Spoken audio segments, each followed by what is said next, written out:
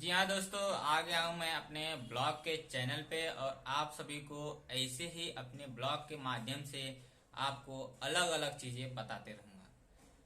तो my dear friends, आप सभी को पता है कि मैं आप सभी को अपने पिछले वीडियो में बताया था कि मेरे को लोग प्यार से गौतम सर कह के बुलाते हैं और मेरा पूरा नाम गौतम प्रजापति है। तो इसी तरीके से मैं आप सभी को कुछ बता रहा था और इसके बारे में कुछ अपना इंट्रोडक्शन भी दिया था, बहुत सारी चीजें।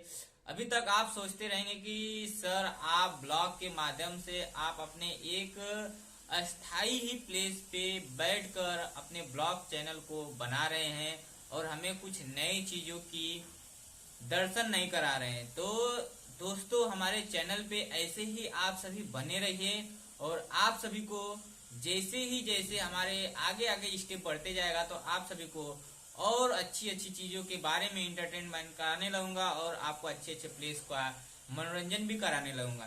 तो आप सभी को पता है कि जो सारी चीजें हैं, जो सारी फैसिलिटीज है, उन सारी चीजों को पूरा करने के लिए हमें कुछ न कुछ की जरूरत पड़ती है। तो मैं अपना थीम रखा हूँ, आप सभी को पहले वीडियो में पता चल गया है कि मेरा थीम है वही लाइफ को सक्सेस करना। और लाइफ को सक्सेस कैसे बनाते, इन्हीं सारी चीजों को मैं बताने वाला हूँ। तो इन्हीं सारी चीजों के माध्यम से मैं आप सभी को जगह जगह प्लेसों का इंट्रोडक्शन कराकर उसके बारे में बताकर उनकी सारी जो उनकी जानकारी है उनसे छीन कर मैं आप सभी को देने वाला हूँ। तो इस तरीके से सारे आपको कार्यों के बारे में और सारे उनके एडवर्टाइज के माध्यम से आप सभी को मैं बताने वाला हूं और आप सभी को आशा करता हूं कि उन सारी चीजों के माध्यम से आप सभी को सबसे ज्यादा बेहतरीन तरीके से सीखने के लिए मिलेगा और अपने लाइफ को सक्सेस बना सकते हैं। ये हो गया मेरे चैनल का थीम। अब माय डियर फ्रेंड, मैं आप सभी को बताया था कि मैं एक मुंबई शहर में रहता हूं और मुंबई शहर के जो छोटा सा इलाका है वहां पे एक दीवा नाम की एरिया है, उस एरिया में ही मैं रहता हूं। और उस एरिया में रहने के बाद भी मैं बता दूं कि मैं इस मुंबई शहर में किस कंडीशन में आया और किस तरीके से आया और कैसे कैसे मैं आज इस तरीके से और एक अच्छा प्लेटफॉर्म चुन लिया हूं आप सभी के लिए। तो खास करके मैं बता दूं कि मैं गांव सिटी से बिलोंग करता हूं और मेरा पहली से लेके छठी तक गांव सेक्शन में ही एजुकेशन हुआ है और छठी के बाद मेरा जो एजुकेशन है वो मुंबई में पलायन हो गया है। यानी कि 2011 तक मैं यूपी में था और 2012 में जैसे ही मैं छठी क्लास पास हुआ वैसे ही 2012 में पलायन कर गया मुंबई में। यानी कि इस तरीके से कंडीशन पलायन करने का मकसद यही था कि जब मैं गांव सेशन में पढ़ता था तो हमारी जो सिस्टर हैं, आप सभी को बता दूं कि हमारा फैमिली बैकग्राउंड बहुत ही लो कास्ट का था। कल ही मैं आप सभी को बता दिया था अपने पिछले वाले वीडियो में। उसी तरीके से हमारे जो फैमिली बैकग्राउंड है, 6 ब्रदर्स हैं और 1 सिस्टर हैं।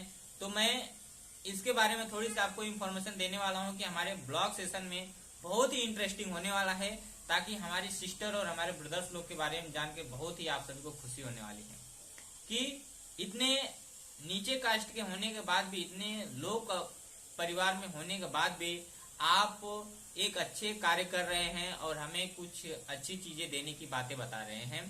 तो जैसे कि मैं आप सभी को बताया 6 ब्रदर 1 सिस्टर, इन सारी चीजों के की जो हूबहू जो मेन मकसद है क्या है, जैसे कि हमारे जो पिताश्री हैं वो 2 ब्रदर्स हैं, हमारे चाचा छोटे हैं और हमारे फादर्स जो हैं सबसे बड़े हैं।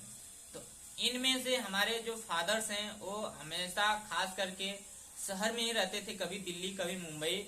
लेकिन इस तरीके से उनका जो पलायन था, ऐसे कहीं घूम घूम के इधर उधर ऑलराउंडर काम करते थे। लेकिन जब उनकी धीरे धीरे उम्र चलते गई तब वो ज्यादा कैपेसिटी नहीं उनके पास रह गई, तो इसलिए वह अपने मुंबई शहर में ही अपना बसेरा बना लिया, यानी कि अपना एक ठिकान चॉइस कर लिए।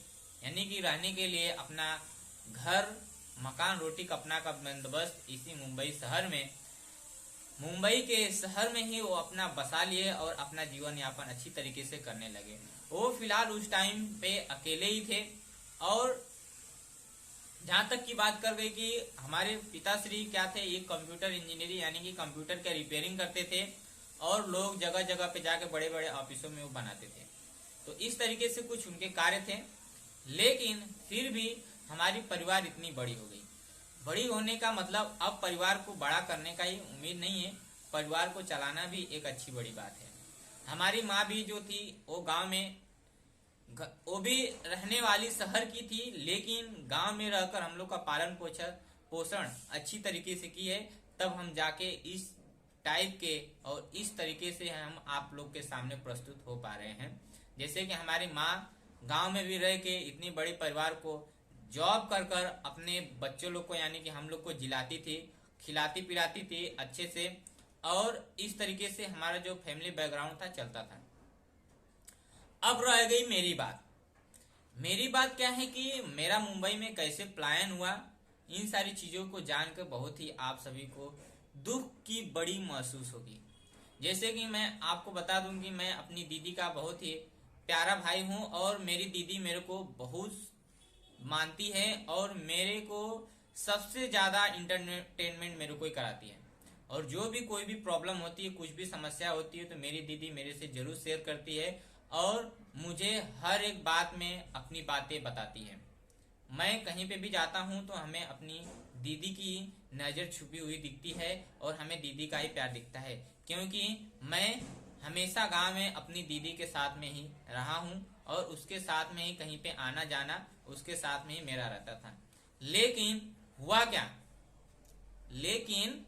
क्या, इस तरीके से मेरा और दीदी का प्यार बहुत करीब था, रिश्ता बहुत नजदीक का था और मैं अपनी दीदी को छोड़कर कहीं जाना नहीं चाहता था। मैं अपनी दीदी के साथ में ही रहना बहुत ही पसंद करता था, जो कि लेकिन हमें ये पता था कि हमें एक न एक दिन हमें दीदी से अपने विदा होना पड़ेगा, दीदी का साथ छोड़ना पड़ेगा, तभी हम कहीं कुछ हासिल कर पाएंगे। लेकिन दोस्तों फिर भी हमारे दीदी का प्यार कहीं कम नहीं था। इतना होने के बाद भी, सब कुछ पता होने के बाद भी हमें अपनी दीदी का जो साथ था छोड़ना अच्छा नहीं लग रहा था। तो इस तरीके से मैं अपनी दीदी का साथ कैसे छोड़ा उस चीज को हम जानते हैं। दोस्तों ऐसे ही दीदी जब पढ़ाई करती थी तो मैं दीदी के साथ में जाता था, आता था, उसको ले जाता था, कॉलेज छोड़ के आता था और फिर से मैं अपने स्कूल और कॉलेज स्कूलों में जाता था, पढ़ाई करके मैं भी आता था। तो दोस्तों ऐसे देखते देखते धीरे धीरे दीदी की हमारे टीचर की नौकरी लग गई, यानी कि 2008-7-8 में उनकी नौकरी लगी। तो कुछ इसी लमसम में उनकी ड्यूटी लगने के बाद अभी वो क्या थी, उनका एजुकेशन क्लोज हो गया। मेरी दीदी एमए की हैं, एमए बीएड, और इस तरीके से उनकी जो नौकरी थी इसी बेस पे उनका प्रस्तावित कर दिया गया। और मेरी दीदी से भी मैं आप सभी को जल्दी में ही मिलाऊंगा, उनका प्यार आप सभी पे जल्दी ही बरसने वाला है। इस तरीके से मैं अपनी दीदी से गुजारिश करूंगा कि हमारे जो यूट्यूब के परिवार है उस पर अपना प्यार बरसाइए, तो ताकि हमारे यूट्यूब के भी आप सिस्टर, यूट्यूब परिवार में भी आप उनके सिस्टर बन सकते हो। इस तरीके से मेरी दीदी का प्यार है। और मैं उनके बारे में बताऊं कि जब उनकी नौकरी लग गई, नौकरी लगने के बाद धीरे धीरे उनकी शादी की भी बात चलने लगी, तब मेरे को जोर का धक्का लगा। जोर का धक्का लगने का मतलब कि मैं अपने दीदी को जब ये सुन लिया कि मेरी दीदी की शादी होने वाली है, वो अपने घर पे चली जाएगी, तब मैं किस तरीके से रहूंगा और कहाँ पे जाऊंगा। तब मैं दोस्तों इसी तरीके से जैसे ही मेरी दीदी की शादी हुई 2009 में शादी होने के बाद, तभी भी बात सही थी, यानी कि हमें ये विश्वास था कि अगर मेरी दीदी जा रही है तो शायद साल भर और या तो 3 साल या तो 5 साल मेरे यहाँ पे फिर से वापस आने वाली है, रहने वाली है। लेकिन नसीब मेरा वहाँ पे भी साथ नहीं दिया। दीदी की जो शादी के बाद जो दोंगा होता है, यानी कि जो विदाई होती है, तो वो शायद साल भर के अंदर में ही करा दिया गया, जिससे वो अपने घर पे चली गई और मैं रह गया अकेला। अकेला तो नहीं था, परिवार सब लोग थे वहीं पे, लेकिन मैं अपने आप को बहुत ही उदास महसूस करने लगा। इस तरीके से मैं अपना जीवन जीने लगा। लेकिन फिर भी हुआ क्या, इस कंडीशन को झेलते हुए भी मैं अपने परिवार में किसी को बताया नहीं, ना अपने दीदी को भी ये बात नहीं बताई, जो कि मेरी दीदी बहुत मेरे से प्यार करती थी, कि ये बात मैं वो भी नहीं बताया कि मैं आपके साथ रहूंगा और न मैं आपके साथ छोड़ सकता हूँ। ये सारी चीजें मैं उनको नहीं बताया। इस तरीके से मैं उनका साथ धीरे धीरे अब जब वो दूर रहने लगी तो मैं भी अपने आप को कंट्रोल करने लगा। तो शायद ये सारी चीजें रियल लाइफ है, यानी कि सक्सेस होने का एक मेरा जो मकसद था, उस सक्सेस, भगवान बोलते हैं कि भगवान अपने जब किसी को बड़ा इंसान बनाना चाहते हैं तो उन्हें कहीं ना कहीं प्लेटफॉर्म या कहीं ना कहीं उनको किसी न किसी की दुख और तकलीफ देते हैं। तो शायद उन्हीं दुख और तकलीफ को झेलते हुए वो इंसान कहीं ना कहीं बड़ा आदमी बन जाता है और अपने को सक्सेसफुल बना लेता है।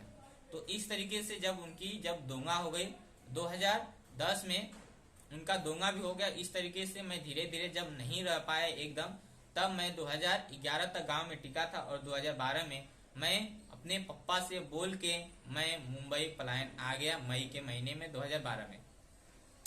इस तरीके से मेरा जो पलायन था वो बहुत ही आनंददायी और सक्सेसफुल था। यानी कि ये बात मैं बताया नहीं कि मैं अपनी दीदी की वजह से मुंबई पलायन कर रहा हूँ, और इन सारी चीजों को मैं अच्छी तरीके से अचीवमेंट करने के सपना से मैं मुंबई आया। और यहाँ पे आके मेरे पिताश्री ने, जो कि हमारा एक मुंबई शहर में कलवा इलाका है, वहाँ पे मेरा 7th क्लास में एडमिशन करा दिया।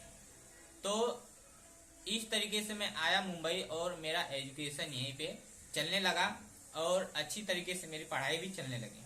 तो दोस्तों, हमारी जो पढ़ाई थी यहाँ पे रेगुलर बेस से चलने लगी।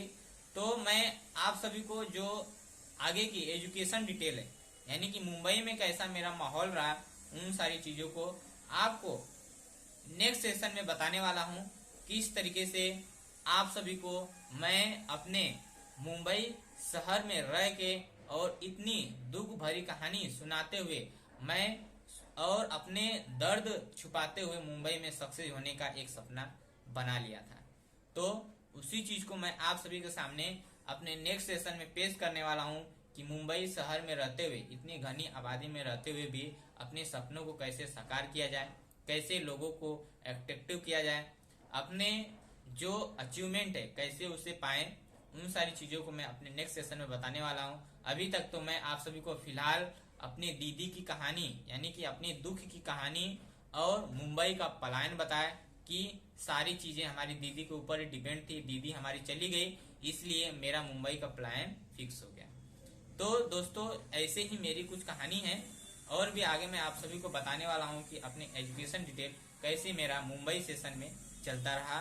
तो दोस्तों, अगर हमारा वीडियो अच्छा लगा हो तो लाइक कीजिए, सब्सक्राइब कीजिए, और आगे का जो सेशन है हमारा उसको सुनने के लिए हमारे कमेंट बॉक्स में कमेंट कीजिए और बताइए कि हमें आपका सेशन आगे वाला सुनने में बहुत इंटरेस्ट है और हमें इस तरीके से कुछ सक्सेस बनना है।